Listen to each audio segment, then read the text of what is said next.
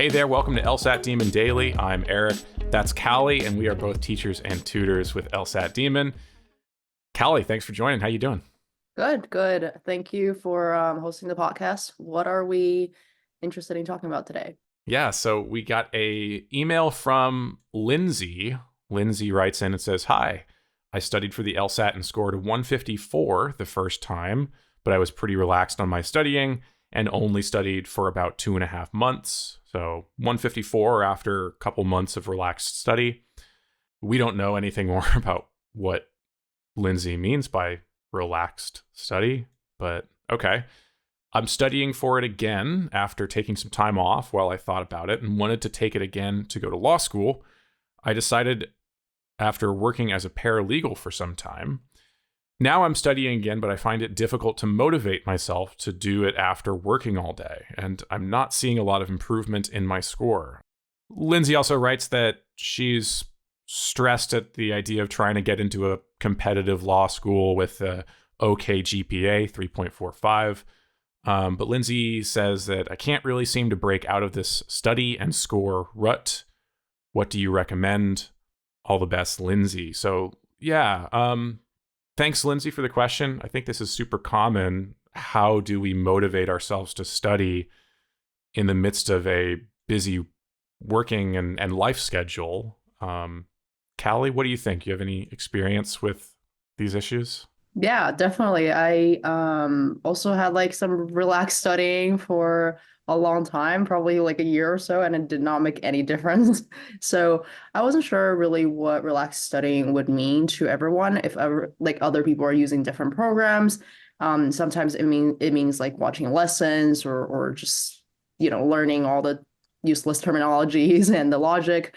And that really didn't help me because I was a philosophy major and I took a formal logic class, but it like didn't really do anything for me. So I'm learning all that again. And when it comes to doing the actual LSAT questions, it just like didn't help very much. Mm-hmm. So I definitely was very discouraged when seeing my scores not improving. I think that's part of it that like I think demotivates students a lot.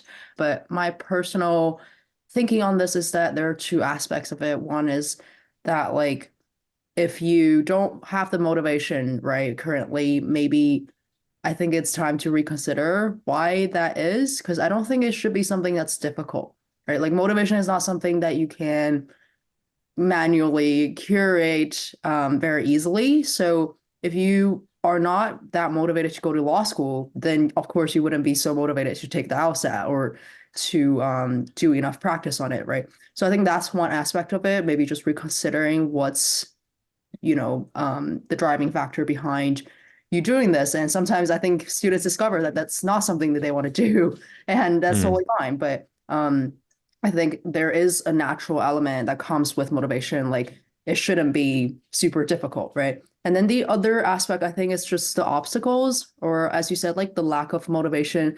What's keeping you away from feeling motivated, right? And then there could be a lot of things, as you said, like burnouts is definitely one of them. And the other thing I think is just, I'm a animal trainer, super trivial, but I know a lot about how reinforcement and punishment acts in, our system of behaviors.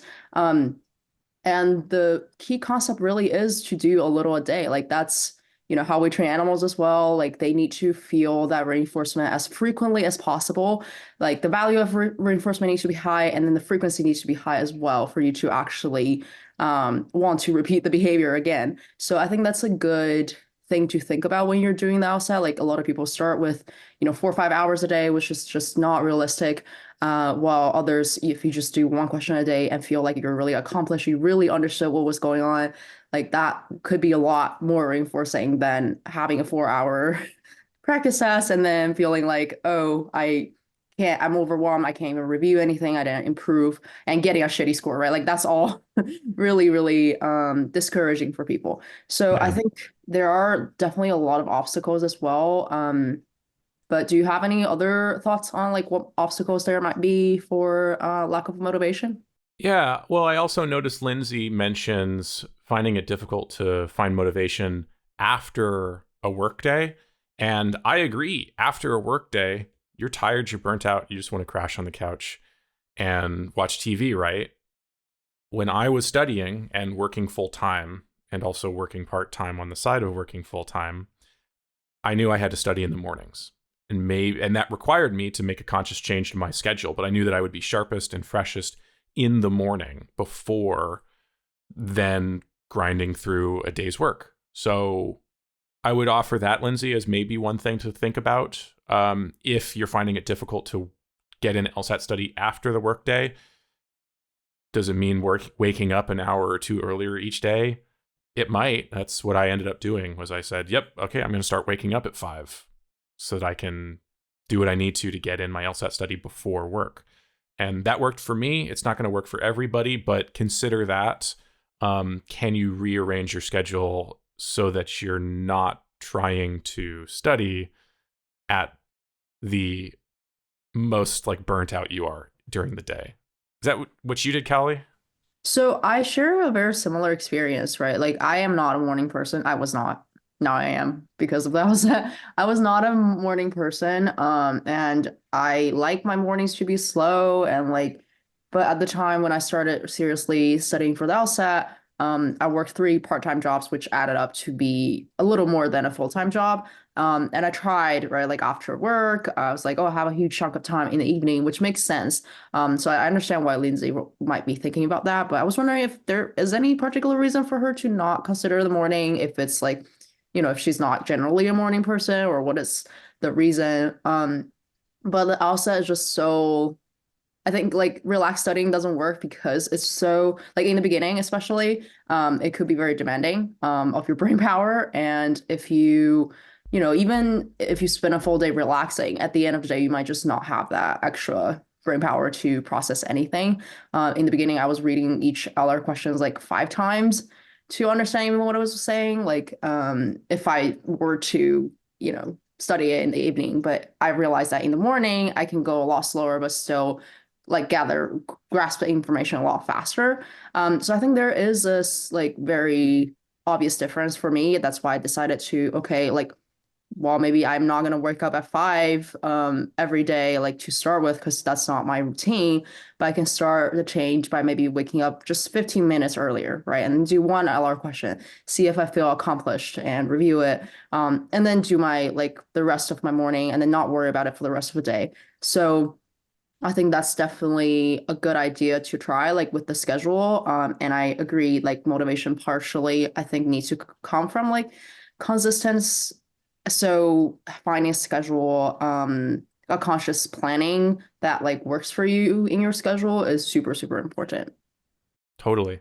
The one last thing I will say, and I agree, Callie, that motivation isn't something that can be manufactured very easily, that if it's kind of either there or it's not. And the human brain is very good at shutting off when it runs into something that's difficult. That's kind of what we've evolved to do to a certain extent. Like our bodies and our brains, when something starts to be really difficult, everything within us tells us, no, run away from that. Don't do that. That's the bad thing. We want to take it easy. We want to relax. We want to take it. That's just like an evolutionary thing, right? So recognize that if you feel like every time you sit down to study the LSAT, it's this huge challenge, you're going to suffer from motivation because your brain is telling you, no, this feels bad. Run away from this. What that means is if you do want to actually put together a sustainable LSAT study plan, you got to find ways of making it not feel so bad. And that might mean different things, but you have to, can you find stuff about the study that doesn't feel so hard, that actually feels fun to you on a given day? That might mean just doing a game instead of RC or it might mean just drilling because drilling's going to give you stuff at your level of ability instead of doing a time section where you're going to run into a bunch of level 5 questions, right? Or it might just mean going to one live class and hanging out and chatting with people in the live class. So I think you got to find ways of making the study fun, and then the motivation will come from that. Yeah. Yeah. So I think I completely agree with that. And then especially, again, going back to kind of my experience in animal training, a lot of it is how, if the animal's failing and they're just not doing well and they're frustrated, right? Like the first thing you're going to think about is how do I make this easier? How do I find any reason to give them some sort of fulfillment and reinforcement, right? So I definitely tried doing that myself, and it was really, really helpful because I'm like, okay, if I do this 1 hour question, I can grab my favorite tea, like something like that, or right, or Give I can yourself a treat. pair, yeah, like I pair the process of doing LSAT with. I know some people like, they every morning when they start doing on the LSAT, they grab their favorite coffee, favorite tea, and then have breakfast right after, something like that that helps just pair, like having a positive association with the whole process versus like, oh, going into it feeling really dreadful. So I think part of it is also, cleaning up your self-talk a little bit and thinking about how do I actually feel about this process when I'm starting it, right? Like being a little more conscious about, what's my internal feelings when I'm going through this. And when it's really negative, maybe when finding things that can make it a little more positive can help a lot. It goes a long way because, it's just how our brain works. And if you just let it subconsciously run the negative thoughts, it just really gets in the way of your motivation. So I think that's a really good advice that you have. Yeah, I like the advice to give yourself treats. Yeah, always that's always a fan of that. exactly. And then, I mean, there are other like really fun tips that we use in animal training that I think was so relevant in LSAT studying. So there's one idea that you always want to end on a high note, right? Because that's something, I think the primacy and the recency bias, whatever it is, in the start you want to feel good, and then at the end you want to really feel good as well. So I know a lot of people who like study till they really burn out at one study session and then stop. That's just not ideal, right? You want to study you maybe, until when you're feeling really good about something, you really conquered a little hurdle and you're like, okay, I feel really good and I should stop here, right? So I think Mhm. that's a idea to think about as well. And then I also have this idea of chaining. So chaining means that, you see those dogs do like crazy routines on freestyle or like the dancing, but they don't learn all that at once, right? Like you learn one thing at a time. They learn one single move, right? And Mhm. then eventually you put them together. So it takes that perfection of that one move to be able to go into the whole routine. And nobody teaches dogs to like go from, let's just run this through and see how it is, and then let's fix it. So this is very analogous to maybe, oh, people thinking like, oh, let me just take a full practice test and see where I need to tune up.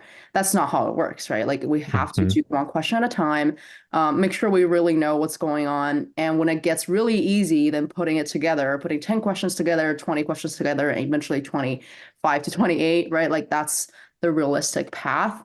And like the rewards come from after each question. Being able to do another question will be the reward in the chaining. And this is how it's working in like generally the animal training field as well. Like, you do a movement and then the opportunity to do another one becomes a reward. So you want to really work yourself up to the point where you feel like this whole test is fun, that doing another question should be rewarding and exciting. And that should be like a self reinforcement loop that you're going to go into, that you don't need external motivation, right?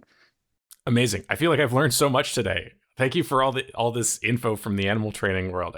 Yeah, I I would have don't know never why, thought but of it's it. super, super relevant. Yeah, it absolutely is. So let's just recap. Chaining, embrace the step-by-step approach. You're not going to learn the whole dance routine in one go. You got to learn one step at a time.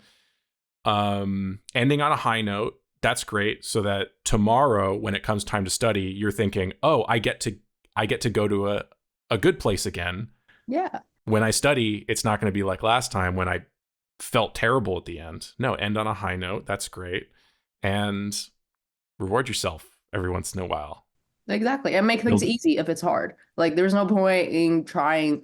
I think maybe a lot of law, like prospective law students are all type A and super perfectionist. And Mhm. that's just weirdly detrimental to our progress because you're focusing on, okay, what is the score I'm getting? I need to get to 170. I need to be perfect today. I need to do everything right. But that discourages you from actually doing the work that you need to progress. And like every time you look at it, it's going to be negative, right? Every time you look at it, you're going to be like, okay, I didn't reach the goal. Therefore, it's not good. So I think making that goal a lot easier and simpler can serve a lot of people. And then you're doing the same exact thing, but you're like, okay, I accomplished the goal versus I fell short every time. So I think that change of perspective is important too. Fantastic. Callie, thank you so much for sharing all that. I learned a lot. Lindsay, hopefully you did as well. Lindsay, best of luck. Thank you for writing in. Email daily@lsatdemon.com if you'd like to ask us a question or share some LSAT or law school admissions news. Thanks for listening.